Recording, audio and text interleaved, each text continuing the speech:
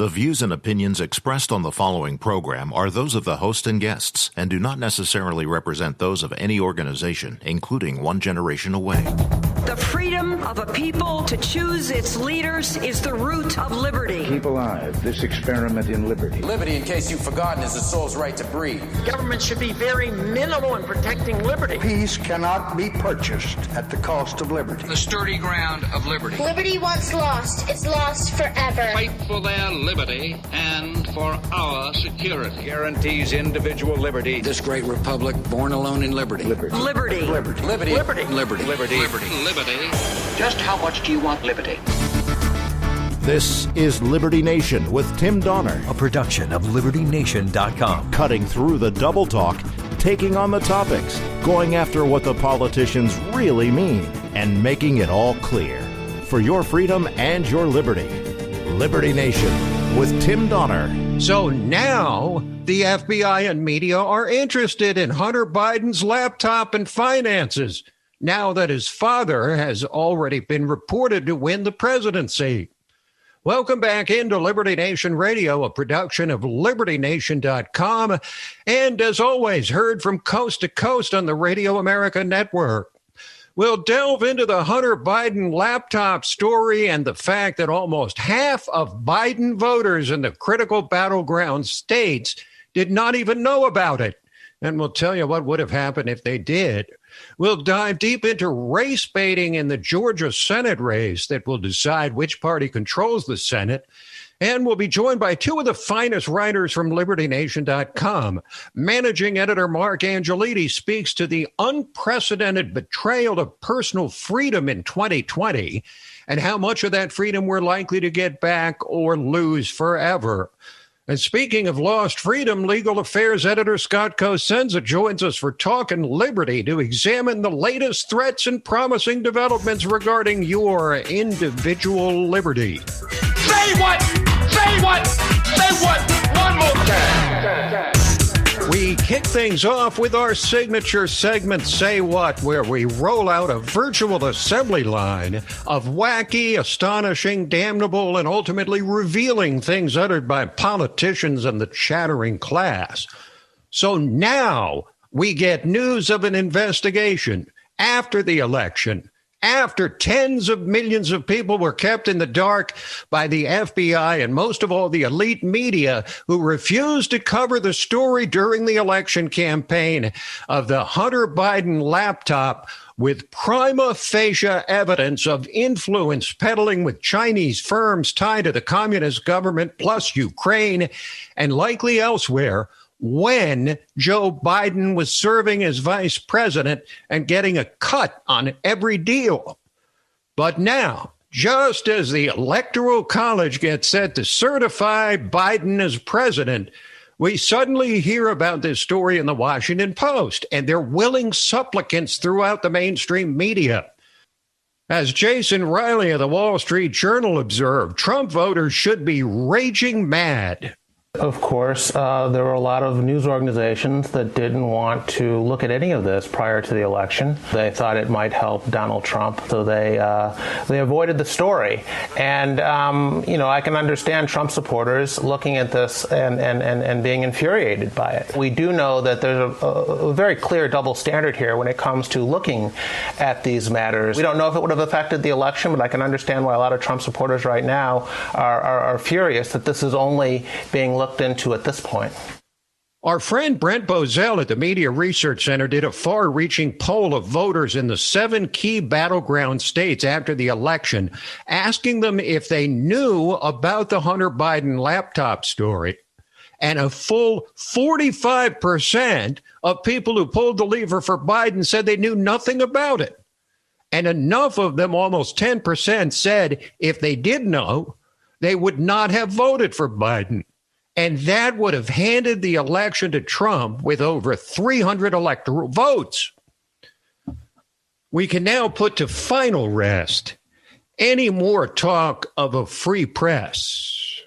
The media's poisoned the privileges granted them in the First Amendment, transforming journalism into pure advocacy by what they report. But just as, or even more importantly, as in the Hunter Biden scandal, what they refuse to report. So we're now just a matter of hours away from the Electoral College voting on who the next president will be. Joe Biden has put up the office of the president-elect sign behind him for about 4 weeks now. But barring a last-minute miracle, it will become official on Monday. And there appears to be no end to the stumbles and bumbles of the prospective new president. This week, he introduced his health team, only he couldn't even come close to pronouncing the name of the man he was naming as head of the Department of Health and Human Services. I nominated Javier Becerra.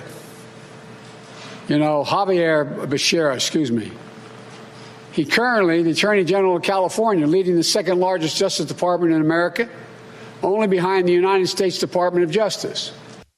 So Xavier Becerra, or was it Becerra, will now be in charge of the nation's health, even though he was in a law enforcement position as Attorney General of California, the same position held by prospective Vice President Kamala Harris, and he is every bit as progressive as Kamala. Meanwhile, Biden promised to make good on a signature campaign promise to enforce a national mask mandate. It will start with my signing an order on day one to require masks where I can under the law, like federal buildings, interstate travel on planes, trains, and buses. We're going to require masks wherever possible.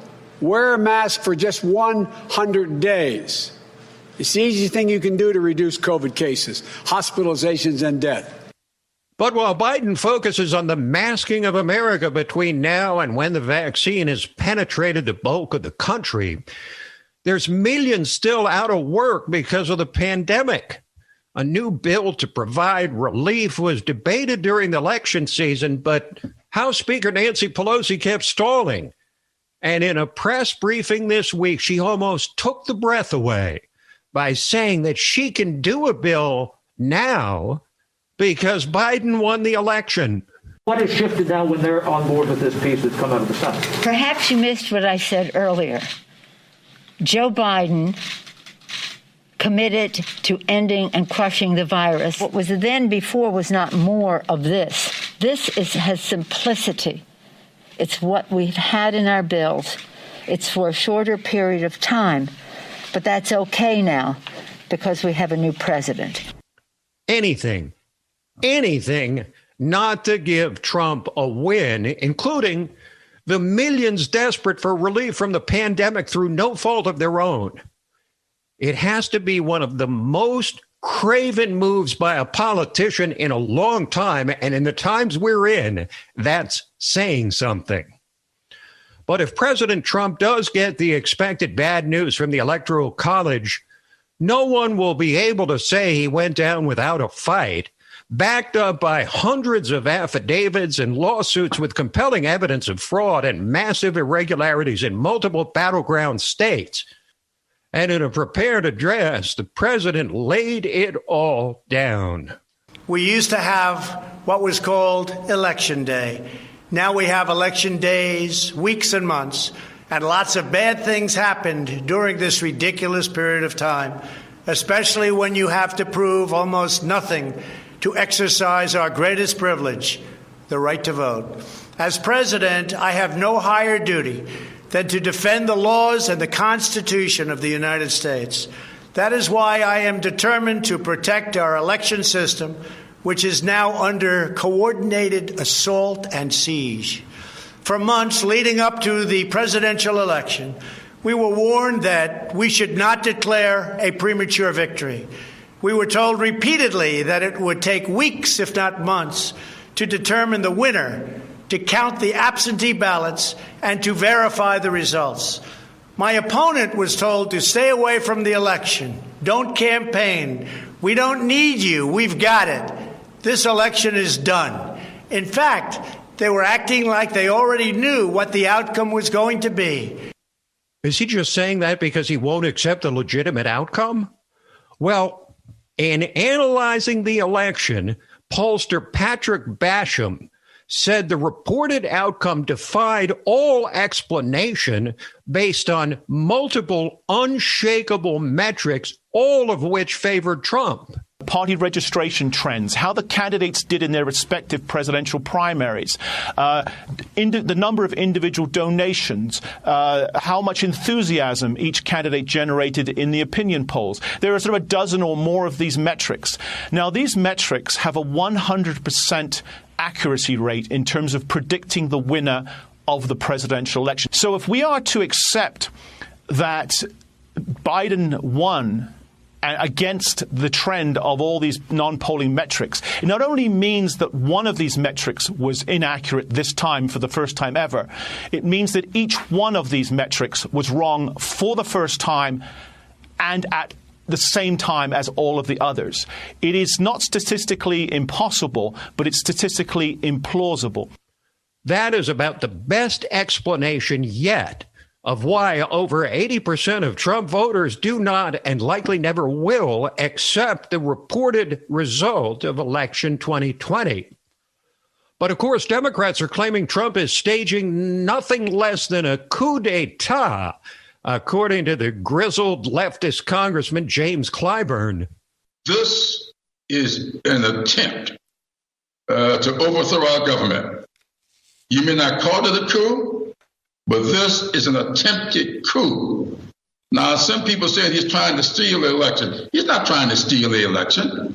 That can denote some kind of unknown activity when you're stealing. No, that's not what he's doing. He is in your face trying to overthrow the will of the people.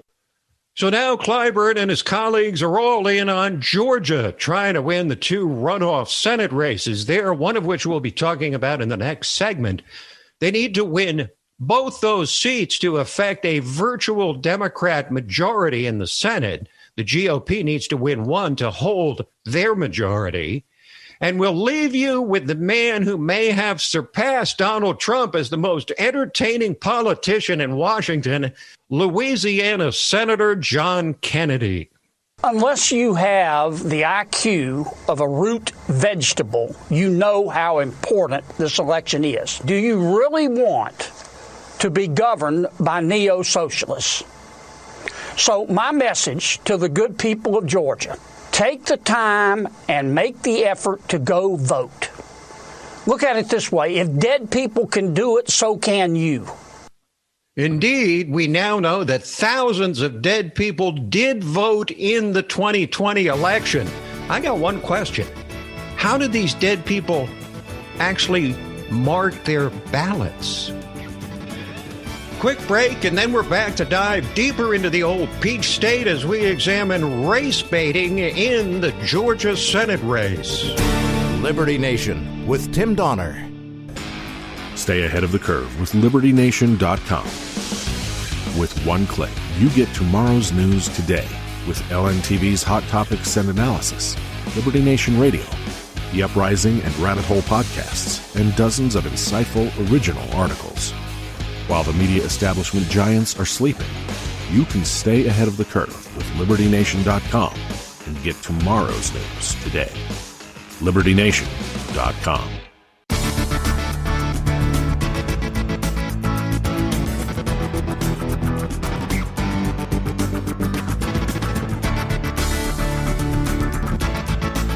We believe that all men are entitled to blessings of liberty. This is Liberty Nation with Tim Donner. It is tempting to label the man who's running to be the next senator from Georgia as an extremist. But despite a past that might yet haunt him in his race against Republican Kelly Loeffler in a special runoff election on January 5th, Reverend Raphael Warnock is actually representative of the current mainstream and likely future of the Democratic Party. The political and chattering class is gazing upon the rapidly changing Peach State with rapt attention, and for good reason. Warnock is one of two Georgia Senate candidates who must prevail for Democrats to reach 50 seats and achieve virtual majority status in the Senate. The GOP needs just one win to maintain control of the upper chamber. But if they fail to do so, Democrats will achieve the political holy trinity: control of the White House, Senate, and House of Representatives, albeit by the narrowest of margins. A tie in the Senate, which could be broken with the vote of Kamala Harris, a bare majority in the House, and a president whose election is and will remain a source of bitter dispute. Reverend Warnock might best be described as part of the Al Sharpton wing of the left. If you believe America was built upon a foundation of white supremacy and for the very purpose of perpetuating the practice of slavery, for which the country has never sufficiently repented, then the Reverend is your man. Consider what this man of the cloth stated in a 2017 sermon following the election of Donald Trump. America needs to repent for its worship of whiteness on full display this season. Repent for the worship of whiteness. But worshiping whiteness is not the only thing Warnock has said which has raised the red flag. His comments about the police were not exactly comforting, starting with his reference to Ferguson, Missouri, where hands up, don't shoot was ruled by a jury to be a completely untrue narrative. In Ferguson, police power showing up in a kind of gangster and thug mentality. You know, you can wear all kinds of colors and be a thug. You can sometimes wear the colors of the state and behave like a thug. Perhaps the fact that Reverend Warnock is a senior pastor at the old haunts of Reverend Martin Luther King, Ebenezer Baptist Church in Atlanta, will provide decent ground cover for this race-baiting Senate hopeful. But just as progressives are vowing revenge on Trumpists when the 45th president departs, so should conservatives not forget the worshiping whiteness remark, which defines the character of this man every bit as much as goddamn America defines the Reverend Jeremiah Wright.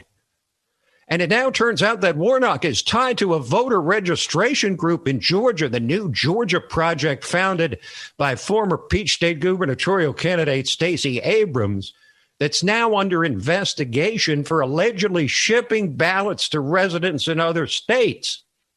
After all we witnessed on November 3rd and the days which followed and the campaign which preceded it, perhaps we shouldn't be surprised that the racialism and allegations of fraud and corruption surrounding this Senate hopeful. In ordinary times, he would likely be dismissed as a fringe candidate with little chance of winning. And the Democrats' other Senate nominee and Beto O'Rourke clone, John Ossoff, would also be considered a long shot. But this is 2020.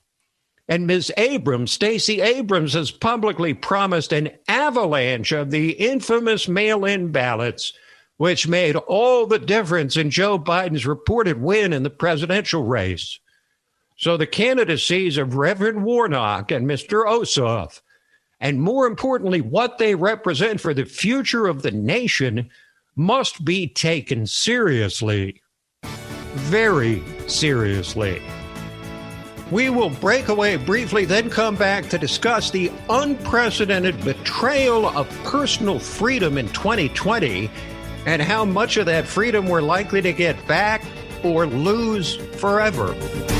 Liberty Nation with Tim Donner.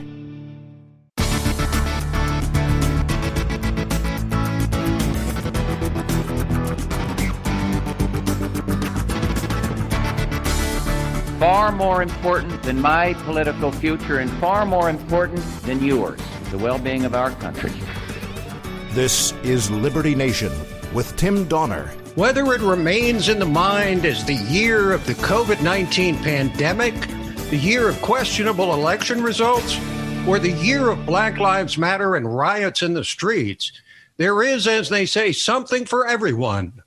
But perhaps the greatest legacy of this nefarious year will be the shift toward tyranny and the destruction of freedoms.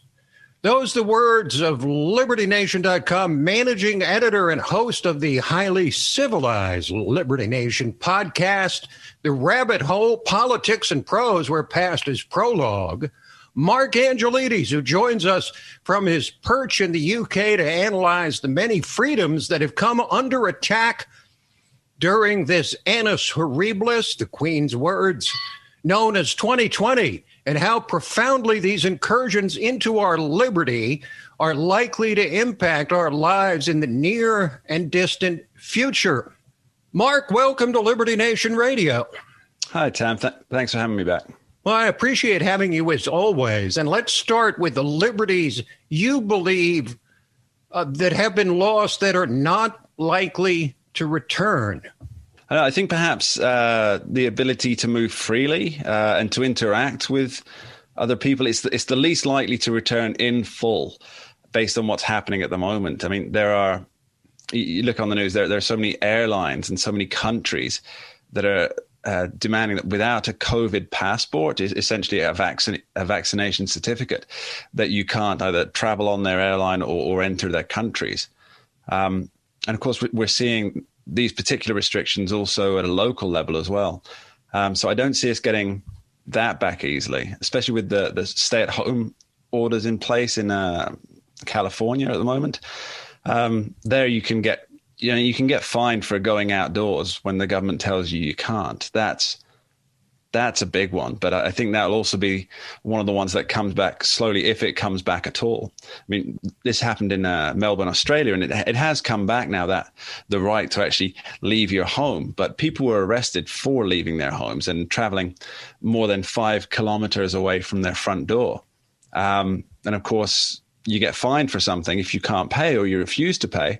The next step is prison. That's how it works. So they either take your home and to pay your fees, or they send you to prison. I'd say that those are the ones that are least likely to come back. And then, of course, there's the First Amendment curbs as well. That's a big issue. I mean, when you're content on different channels that you put out, which are essentially your thoughts, they're your thoughts that you're passing on to other people. So it's your ability to communicate to more than just the person you're sat in front of. These are subject to censorship and even account removal if you're going outside the government-approved narrative.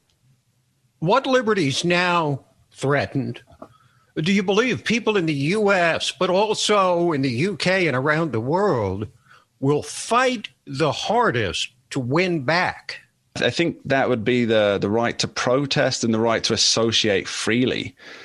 You see, the need to be in contact with other people, it's really fundamental to who we are as people. I'm reminded, Tim, there was an experiment done with young rats, and they were denied contact, not just from other rats, but from the researchers as well, who would tickle their bellies with erasers on the ends of pencils. And the ones that they didn't get any contact, do you know what happened to them? I couldn't guess. They died. That's really how fundamental it is. Now, obviously, we're not rats. We're very different creatures, but that need for touch and for stimulation, it's very cross-species. So I think the one that people will fight hardest for is to be able to congregate, whether that's for a protest or at the Christmas dinner table. I think that will be the one that really pushes people to the brink. Do you get the sense that people in the U.S. and the UK and other international locations are prone to fight back hard against increasing government restrictions, or is it more that they're resigned to losing liberties they've always taken for granted? No, and sadly, I think it's the latter, Tim. You see, it's like the frog in the boiling water. If you just drop it into hot water, it jumps straight out. If you turn the heat up gradually, it's not even aware that there's a temperature difference. So what happened with obviously the COVID restrictions is it started off, it was bars are not allowed to be open, or bars only if they serve a substantial meal, is the one that we had in the UK. And then that went, and then restaurants went, then non-essential shops went, then you're stuck at home, then you're not allowed to visit your family, then you can't go and visit your elderly parents or grandparents, even when they're at death's door. So it's a gradual turning up. And so I think that not enough people have had the shock of just being dropped straight in the hot water to really fight back. So I think that many people are really just resigned to these are the rules. I mean, you see it with, we have, I guess they call them government snitch lines is what they're called over here, where you can report your friends and neighbors for breaking COVID regulations if they have more than 6 people at their home, if they go out for unnecessary exercise, and people are informing on their friends and neighbors. So yeah, when you've got half the population informing and half the population ignoring, you're going to come to some kind of a head, but I don't think there's enough there yet to be a major fight back. Now, you are Liberty Nation's resident world historian, and you have a podcast that really ties history to current events and how, as I like to say from the book of Ecclesiastes, there's really nothing new under the sun. What instances in history would you say are particularly instructive to the loss of freedom and how the citizenry reacted?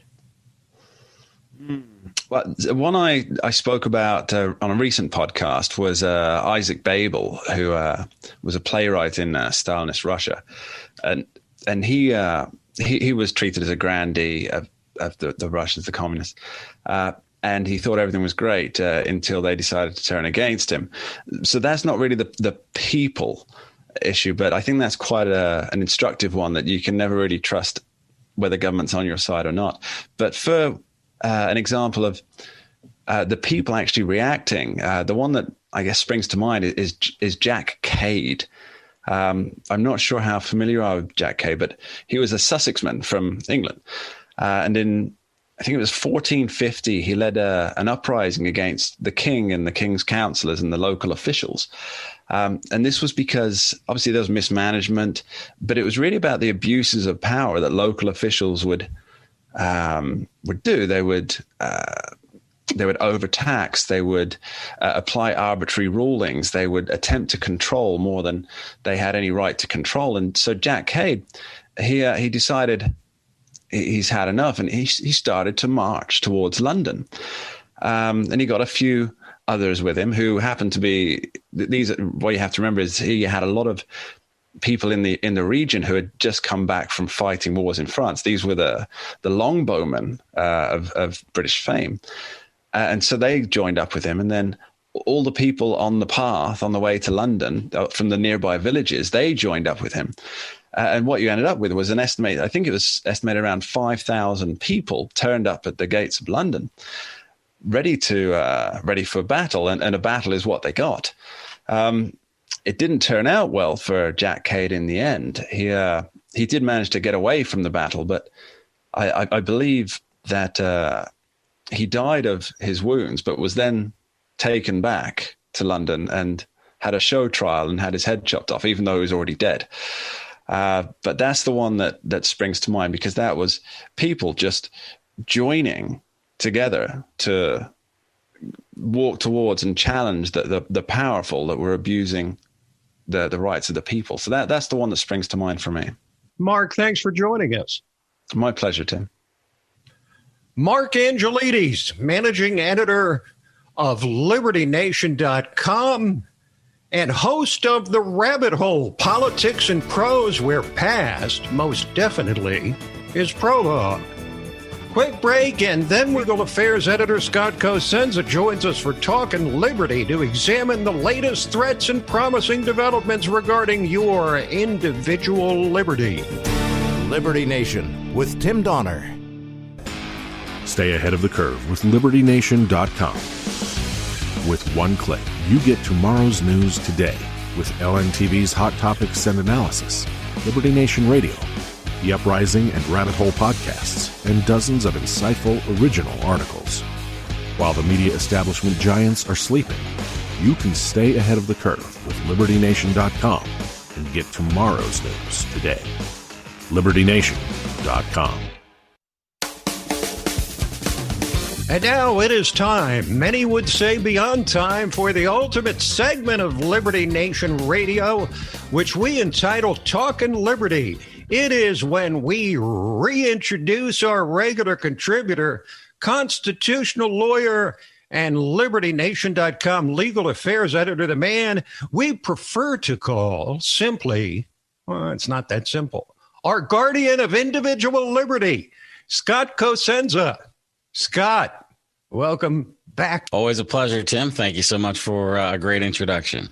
Pleasure goes both ways. Let's start with, we're talking about so many macro issues now with the election and changing administrations and court challenges, but it's individual liberty that is mostly under threat now. And let's start with a sort of a micro story which has macro revelations or macro importance, so to speak. A school board has said that they will not reverse a fourth grader suspension for a BB gun incident during virtual school. Welcome to 2020. Well, yeah, let me just say this. First of all, it wasn't an incident. It's only now an incident because they made it one. There was no incident, and we'll get into why. But I would just say that in terms of the level of infringement and consequence that you mentioned at the top of the segment there, the reason why I focus on stories like this and like traffic cases often is because that's where most people run up against impermissible exercises of government power. Most people aren't even negotiating treaties or conducting wars, right? It's this daily interaction and grind. And also the breadth of the violations. When they occur at a minor level, they're more often to affect, I think, so many people. So the reason why it wasn't an incident, Tim, is because what happened is during an online Zoom class at a public school in Louisiana, a kid moved a BB gun from one portion of his living room to another so that his brother didn't trip on it. He didn't make a display of it or threaten anybody with it or even mention it. But the teacher happened to see and made a stink about it. And the school, Tim, charged him with taking a replica or fake gun to school. That's what the allegation was, because he was on a Zoom class at his own home. What's important, Tim, is to remember that when you are displaying your home or the contents of your office or wherever to these Zoom classes, you're doing it to the government, which may use that information to punish you. I read a story recently about a teacher lamenting the how some of the kids don't even put their camera on. They just they teach to what they call black squares with a name on it, right? If those of us who have Zoom experience know what that looks like.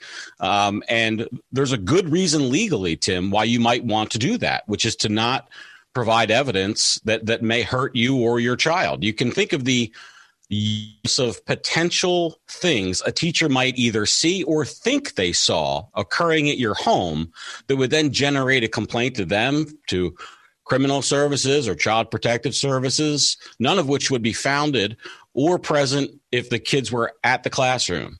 When we deal with government, we always have to be cautious about that, especially when there are some entrepreneurial activities. And I'm not suggesting that that's necessarily what this teacher was up to, but there can be incentives on the reporting side to generate more issues than fewer. So I think it's a strong word of caution for students for parents of students who go to government schools and participate in these online things. The familiar term would be the slippery slope. And we are partway down it now. Now, talk about a slippery slope.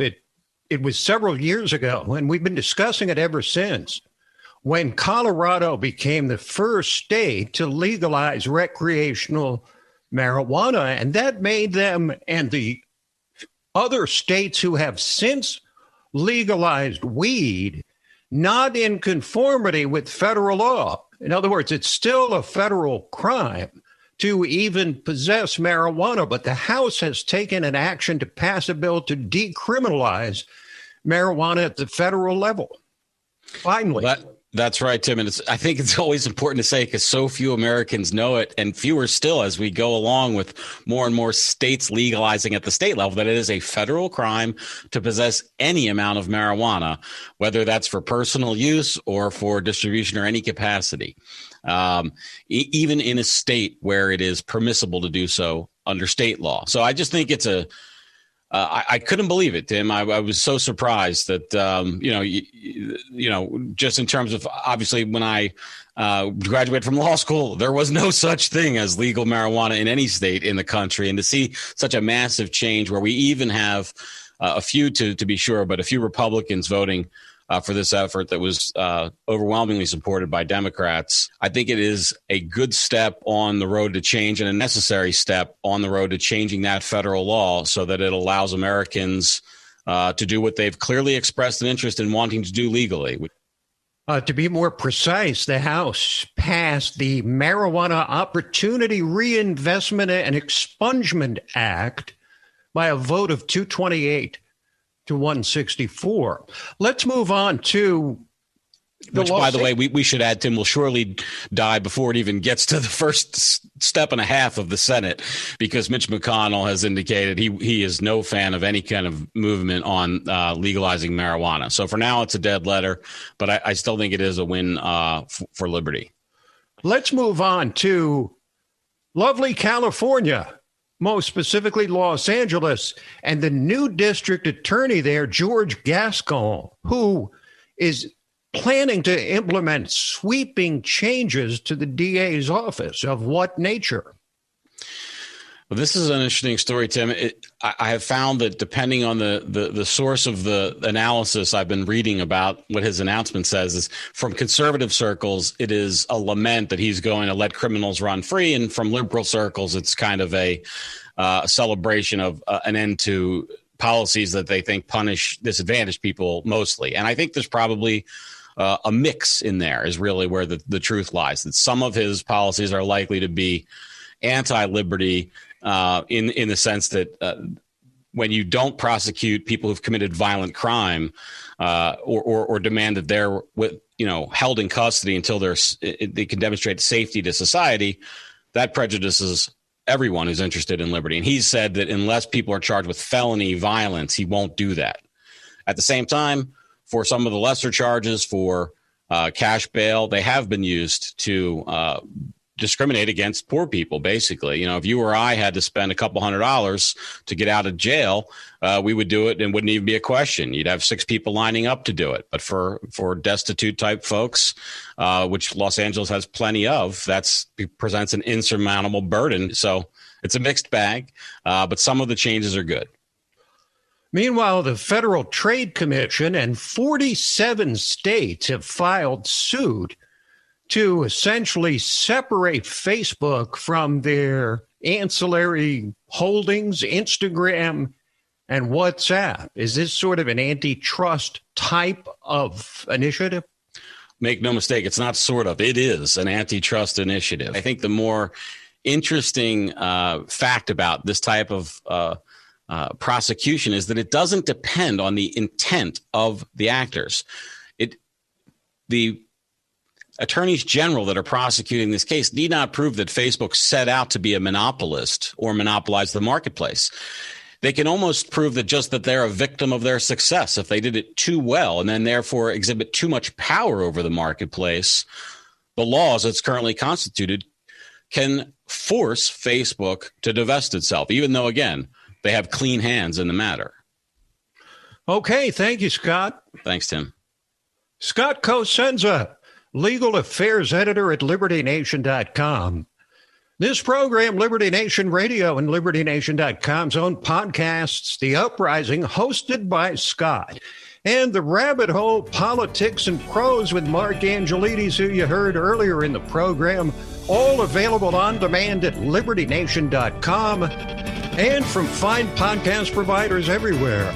So that is it for this week, but we will be back at you next week. Same time, same station. Till then, this is Tim Donner saying stand up for liberty. And we'll see you next time on Liberty Nation Radio.